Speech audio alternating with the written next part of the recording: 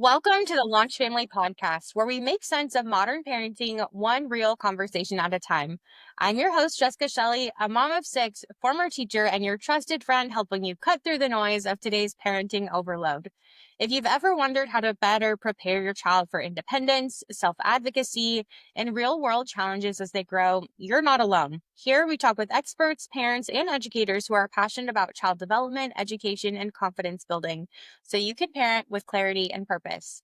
Today, I'm thrilled to introduce our guest, Liz Schilling. Liz is an academic coach with a passion for helping students bridge the gap between high school support and college independence. Through her work in higher education, she empowers students to become confident, self-driven learners, equipping them not just for academic success, but for life. So, Liz, welcome to the show. It's great to be here. It's so exciting to get to share about what I do. And yeah, so I'm excited. I'm excited for today. Yeah, me too. I can't wait for this conversation. So I want to give our listeners a little bit of context too for who you are. So can you give us a little bit more about your background and how you found your way into, academic coaching and teaching? So I'm a undergrad degree in English, but it was nannying. I loved early childhood. I ended up going to grad school for that. I was a preschool teacher. I'm just fascinated by the window of opportunity that happens in early childhood in terms of development, especially social emotional development, self-concept, awareness, attachment, all those things. Um, and but I somehow landed in recruiting for higher ed in a weird way. It was like I needed a job and I ended up really being great at it. But now that I'm at a more traditional university, I was at an art school when I started recruiting. But now that I'm at a more traditional university, I've been able to take my passion, which I've realized isn't in recruiting, it's in maximizing. Like I have my Clifton strengths, right? I'm a maximizer, so I love, love, love maximizing other people. I love building confidence, reframing. Being, building optimism in terms of opportunities and solutions for other people in pretty much every context. And I've had the opportunity to do that in admissions with prospective students. Now I've switched over to the academic side of the house where I get to do that one-on-one and creating actual real outcomes for students now that I'm on the teaching and coaching side of the spectrum. What a journey too. And like early childhood in my mind is like so different. But then you had talked about how these skills that they learn from such a young age really transfer over to those big life transitions when they need that more independence and understanding like what is life to do beyond you know, Yeah. just parents and living at home. So I want to talk a little bit about like how that's influenced maybe your as you look back on those early years of child development, what would you tell families that are navigating some of those moments? Like if the kids are still at home, they haven't transitioned to high school or college yet, what are some of those things that you should be mindful of?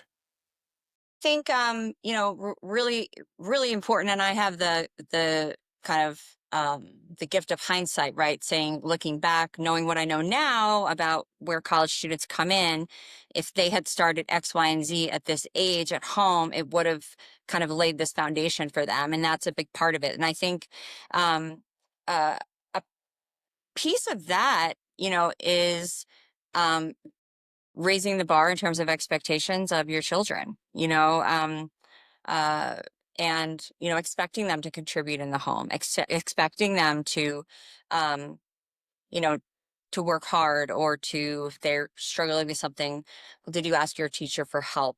To self-advocate. Those are habits and behaviors that can start at a really early age, but they are the foundation for that kind of more advanced level executive functioning that needs to happen for successful transition to, you know, um, to college, and even beyond, aside of college, just life, right? In terms of life skills, and putting plans in place, a goal-oriented behavior. That piece starts with this confidence that and character building and skill building that happens really at home. It starts at home. It starts from the expectations that the parents have of their children, even in, grade school. And those expectations, then once that child meets those expectations, they realize what they're capable of. And so it's this amazing scaffolding of like confidence and skill building. But it really does start at an earlier age. It's not like once you get to high school, you can just start, thinking about this. So that's a great question. I think it really does need to start at home well um, before the high school years. Like, what are some of the things, I guess, that we could actually try? Like, maybe like 3 to 5 of like, oh yeah, they should know how to, like, I assume like maybe make a meal, right? Like, they able to prepare their own food.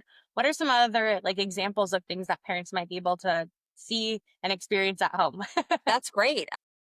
I think first is like in terms of opportunities to build some of these skills. Is that okay? So I think yes, I think like maybe one night a week the child is responsible for maybe picking out, going shopping for, and helping to prepare, obviously based on their age, but in high school, preparing a meal for the family, and what seeing that contribution to their family. They are not just a passive participant, right? They are an active member of this family that actually literally and figuratively is bringing something to the table, right? um and that they're capable of that. But if it's not expected of them, they won't do it. So and especially with the students I work with, students with attention disorders, that avoidance of things that are difficult and unknown, are, and maybe not desired behaviors, is really hard. So it's even more important for students who are dealing with like ADHD and ADD. But yes, so that's great. I think the meal, like the one night a week, being responsible for that. Another thing is, and it falls under the self-advocacy piece, but it's handing the torch over to your child to kind of participate in making some of their own appointments. Maybe it's to schedule a tutor. Maybe it's to reach out to their teacher to advocate for some time with them, maybe after class or after school, or that they need some assistance with something. But it's really kind of nurturing and nudging that independence piece, right, through self-advocacy. But that happens at home, right? Because like, where else are they going to get that from? So uh, that's a big piece. So making, like, setting their own dentist appointments, emailing, learning how to email, a professional or an adult, that they need as a resource for something, that they need to have a question, right? Those little tasks, because those are the things we're seeing that students are really have no experience doing their freshman year, and it's it kind of holds them back, right? It's kind of like they're playing catch up, right, in terms of these independent skills. So, and when they could be focusing on other things, they're learning how to send an email and how to, self advocate. So that pushing for self advocacy is huge. um and another thing is natural consequences. I know, and nobody wants to hear about that.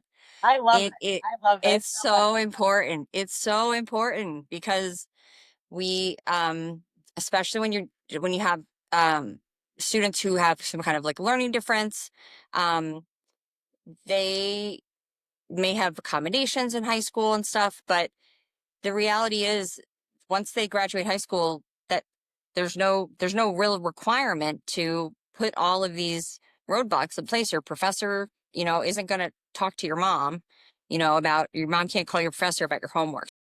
It's really allowing some of those natural consequences to take place, and it's painful for parents because they don't want to see you don't want to see your kids struggle, or have, a negative, maybe their grades go down, maybe they fail a test, maybe, you know but the reality is that's the only way to build that, that intrinsic motivation, right? Extrinsic motivation is never sustainable. It's never to please mom and dad, to get a good grade, to get my teacher off my back. We know this through, decades and decades of studies. Extrinsic motivation is fleeting.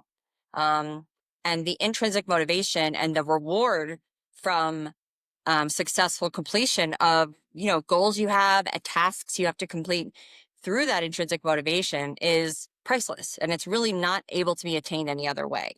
So and natural consequences can be good too, right? They can be the reward, the successful outcome of a task, or a goal. But they can also, again, like, be maybe they failed a test, maybe. So then it's going back and saying, well, what can we do differently? Like what happened and what can we do differently behaviorally? Um, but a lot of parents like kind of snowplow, in the background of their child's life, and they're like their personal education secretaries, right? Reaching out to the teachers and, checking on their homework. Uh, you know, and that's the executive functioning piece that you're taking away from them. They don't have to executive function because you're doing it for them, right?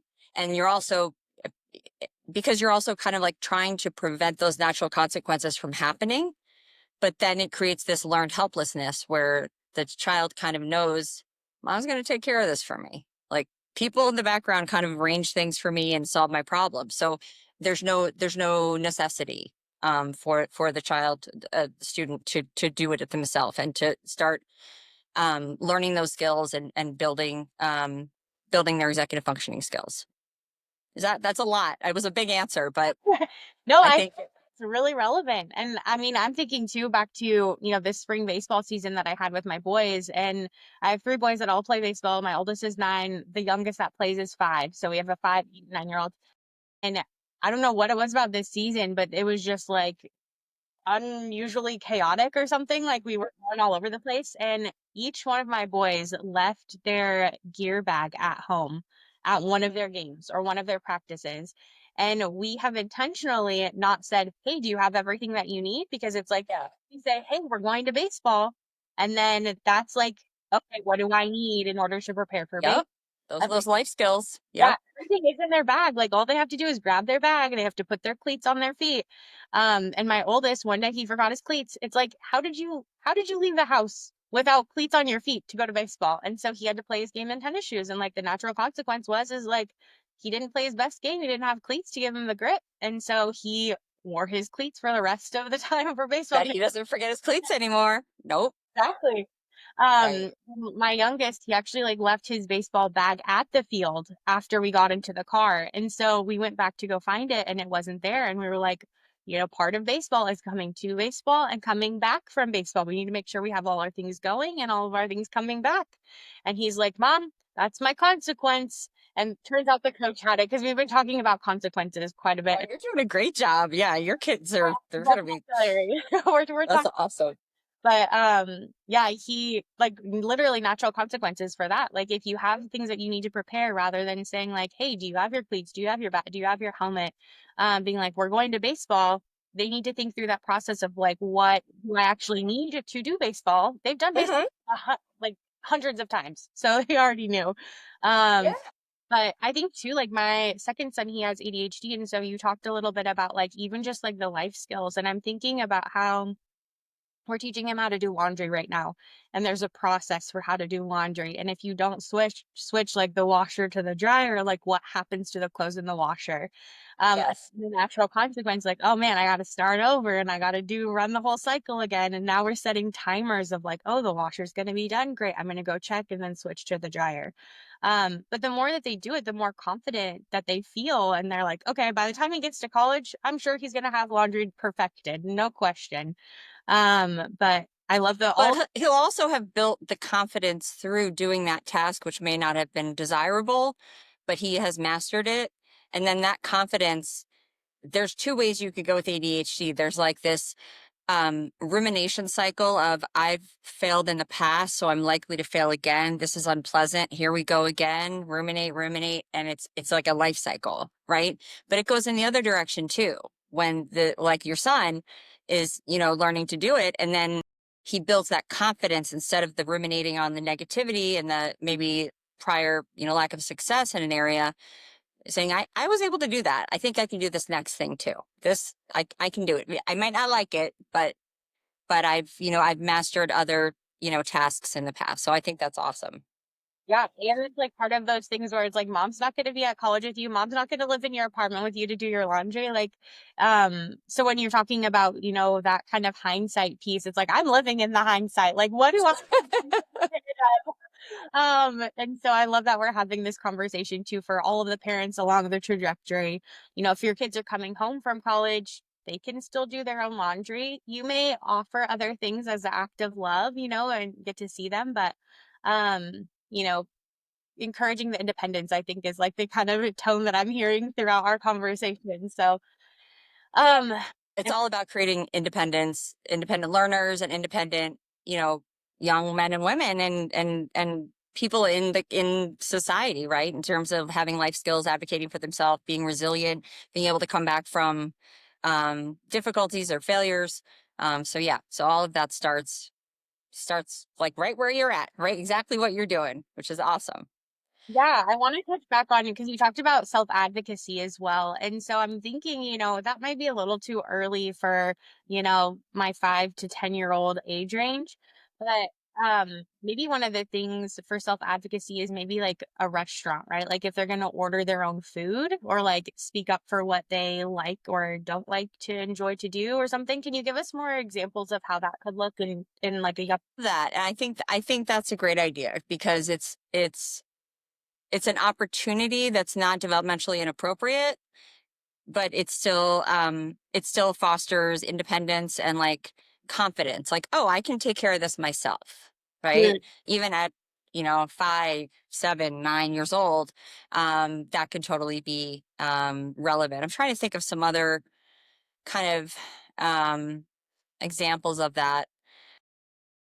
Maybe maybe at the doctor's office, asking the doctor a question during an appointment, right? And saying, okay, like beforehand, be like, okay, why don't you write down the question about you have about this and bring it with you, and then remind them, okay, this is now you can ask the doctor yourself, right? Instead of behind the scenes, mom and dad and professionals managing things, right, and solving problems for the child, the child stepping in and taking a more active role. So I think that's another kind of professional, whether it's an education professional, but it's um, encouraging the child that they have a voice, right? They have a voice.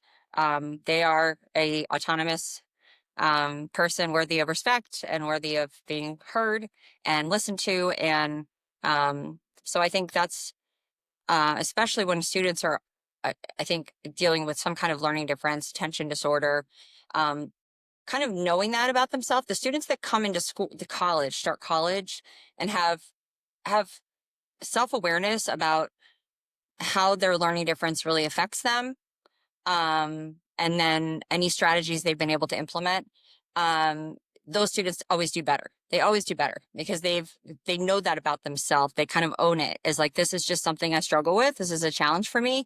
So, we can move forward a little bit more confidently at that point than again, students who've never self-advocated, never had to talk to anybody about maybe their learning difference or about challenges that they've had. So um, I think that would be probably the most helpful thing. I think it's that communication um, between the child and really adults, um, that because that's going to be the source of solution for them for just about everything, right? For a long time, for many years until they become adults. So that really gaining confidence in those interactions and how to have those interactions and what's appropriate. And again, that their voice is just as important and can be heard, and doesn't need to be or dad don't need to speak for them on their behalf, right? So I think that yeah. So I think with professionals and other adults that are in the child's life, I think encouraging them to take a more active role in asking questions, and then that builds into the kind of relationship that students need to have with teachers and then later professors in order to be successful academically. I love that you brought up like this self-advocacy piece through that lens too of like understanding, having enough awareness of yourself and like the tools and strategies that you can use to help prepare you for those conversations or those interactions. I'm thinking too, well, you don't know this, but one of my sons, he also has a little bit of like an anxious tendency and some sensory sensitivities that go along with his ADHD. And so what we were noticing is that when we go to restaurants, if there was background music, in addition to people talking, and then we're asking what he wants to eat, it was too much. Like the decision became overwhelming and he would shut down. We would have to like usually, we would pull him outside. We would talk to him. Okay, well, what do you want to order? We can help you order this food. today he doesn't have that same sort of process, but what we do is he actually like will pull up the menu before we go to the restaurant, Love that. what he wants before we walk in so that he can feel confident as he sits at the table, even if there is chaos, because we can't control that if there's music or if there's other people. And we talk about the things that we can do to help prepare if we are feeling like anxious or know Okay. this is maybe a pattern of behavior. So I think to your point too of like if we understand ourselves, then we can be our own best advocate. But if we don't have Yeah. conversations or kind of help have those conversations with our kids when they're younger, they may not realize this kind of pattern that's impacting them.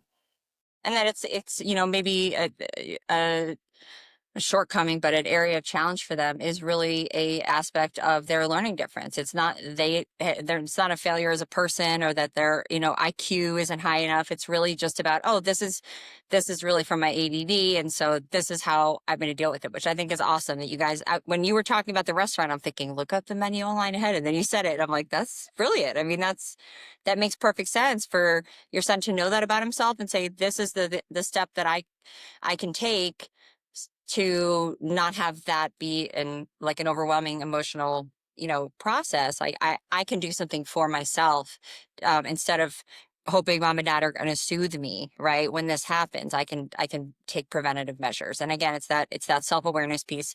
um and some parents don't want to talk about learning differences or short or areas of kind of challenge for students. They talk to professionals about it, but they don't want to talk to their child about it.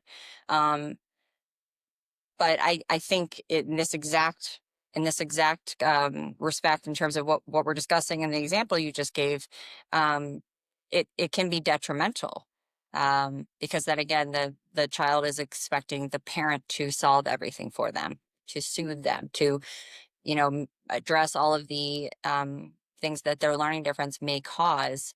The child has no way to proactively prevent that or take an active role in managing that. So, bravo to you. You're like superstar mom. I would say, like, I'm thinking too now about the future, right? So if let's say that that wasn't like a conversation that we were having, or maybe I'm just not in tune. Like, I'm an educator, so I know a little bit about child development to my advantage. Like, what, no superstar here, more of just like I'm testing things out as we go to figure out what works. But I think too, like, as he approaches like high school or college, if that is like unresolved or he doesn't have those skill sets, if he gets invited to go out for like burgers or something in college and he doesn't have that skill set, he may just say, "Oh no, sorry, I'm busy, I'm going to study." And like the social piece is then impacted, which is No, also a totally, little bit more of a completely, and it's because you've allowed him to build that skill in terms of being autonomous now. So when he gets there, it's not like, oh, I need to find a solution to this because I'm avoiding going out with people and this is affecting my social life. Like he's already in the habit of like, this is just something I have to do to manage kind of like how my brain works, like when I'm in this kind of situation. So yes, exactly. And that translates and overflows into so many different areas in terms of skills and preventative measures and knowing oneself. I have to know. I became, I think, much smarter and much better at what I did when I learned and accepted the things I wasn't as good at or the things that were challenging for me. And I think that's such a great launch point. Like just like you said, like in terms of going to college, what if he would stay in the dorm and just not go because he knew this is an overwhelming experience for me. So, yeah, but it has to start early. I think like this has opened my eyes too. Like you say hindsight, because like I'm living in the hindsight, but I'm also like, well, maybe we, if our kids are younger, what do we envision? Like what, how those interactions, like socially, like are they able to make their own meals? Are they able to do their own laundry? Like what sorts of things are they going to have to do in their life beyond when mom and dad are there?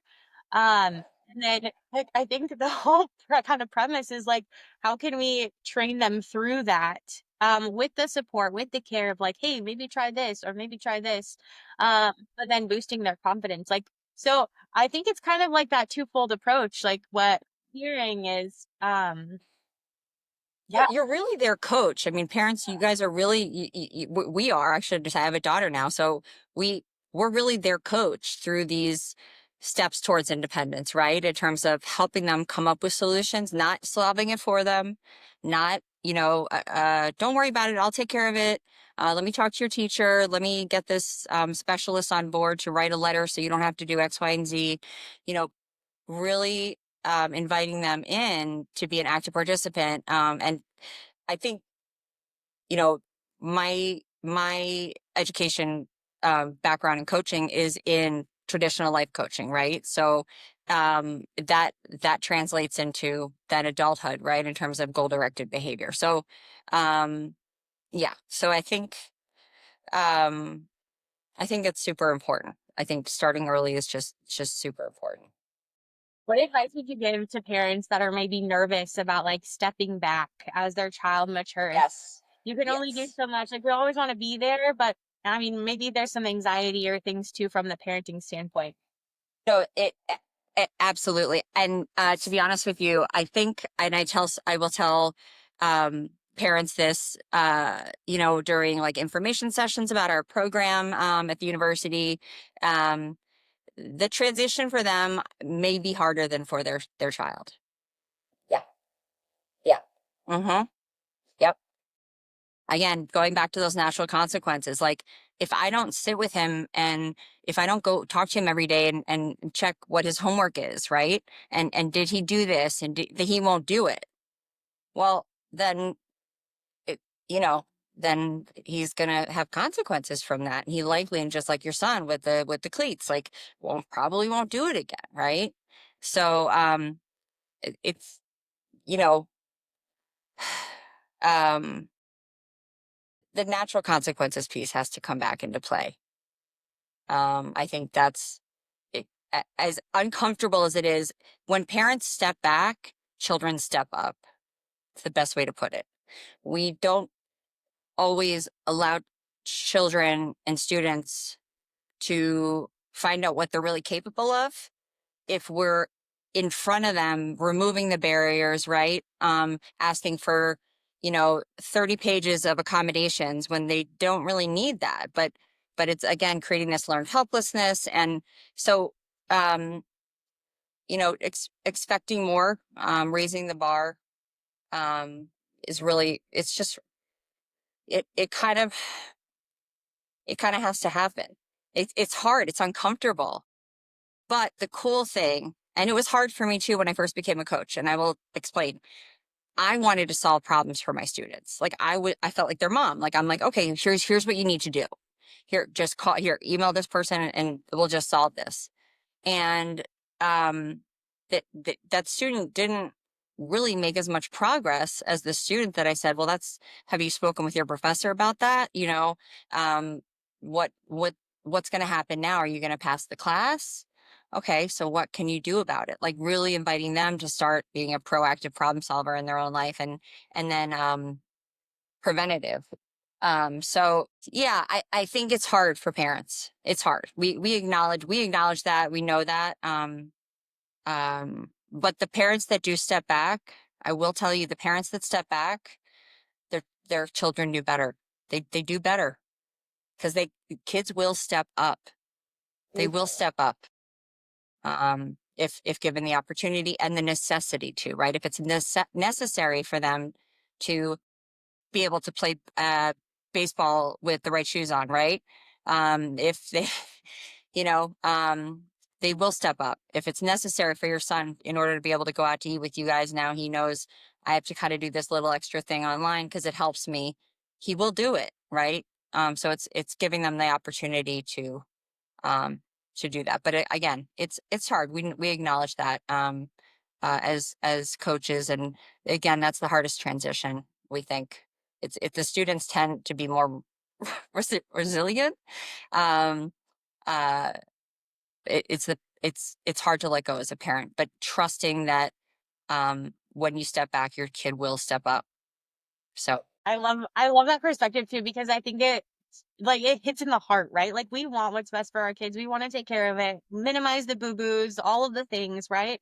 And there's such vulnerability in stepping back, watching your child go through something, right? Like they pushed the limit and they climbed and they fell a rung. But it's so much more impactful to know that you're there to catch them Mhm, is pushing them to the top anyway, because you can. mhm. Because then when they do fall, they can take the next step on their own. So, Right, right. oh, yes, I love this. Yeah, and I think that,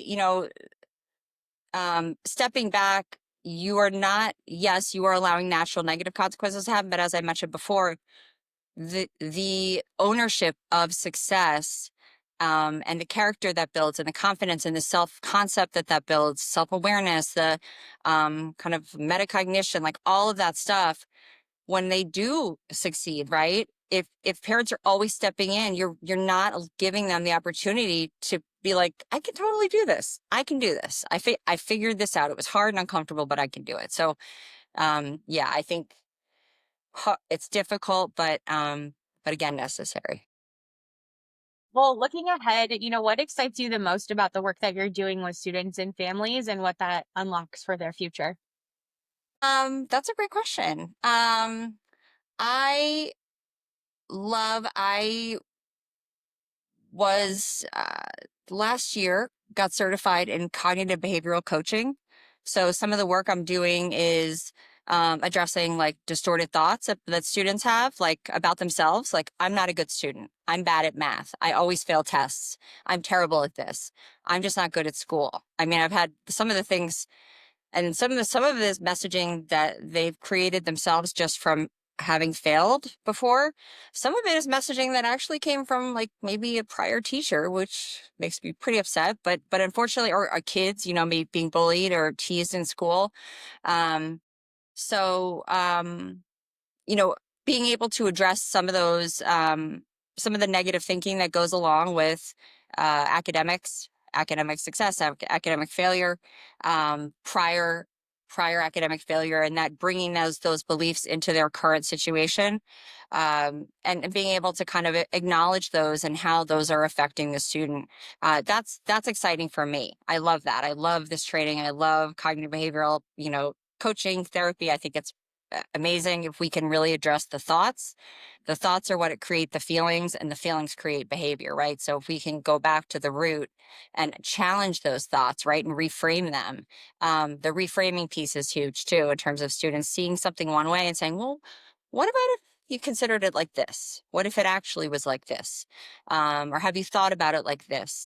And that's really exciting for me. So implementing that into my coaching has been cool, and I'm looking forward to. I have a new incoming class coming this fall, a first year student. So I'm really excited to just continue the work I'm doing, and the longer I do this, the more I know, right? The more confident I am in telling parents they can step back, and, having conversations like this where I can say, we know this works, right? We know what works. We know skill building, character building, self awareness, self concept.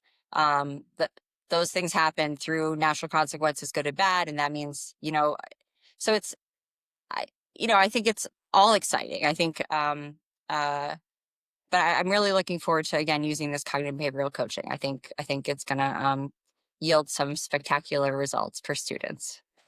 Incredible. Well, I'm so excited to see how this all continues to grow and evolve over time. We'll definitely have to stay connected and Yes. our listeners updated too with all of the work that you're doing. But to close us out, we have one more question. So at Launch Family, we've created a parenting guide called Emmy. And so she's like the trusted resource for navigating modern family life. So before we wrap up, I'd love to get some insights on one of the real questions that is being asked by parents right now. So the question is, how can I encourage my child to speak up for themselves in school without being too pushy? So, like, what's a good starting point for nurturing advocacy gently if they haven't already been encouraging that?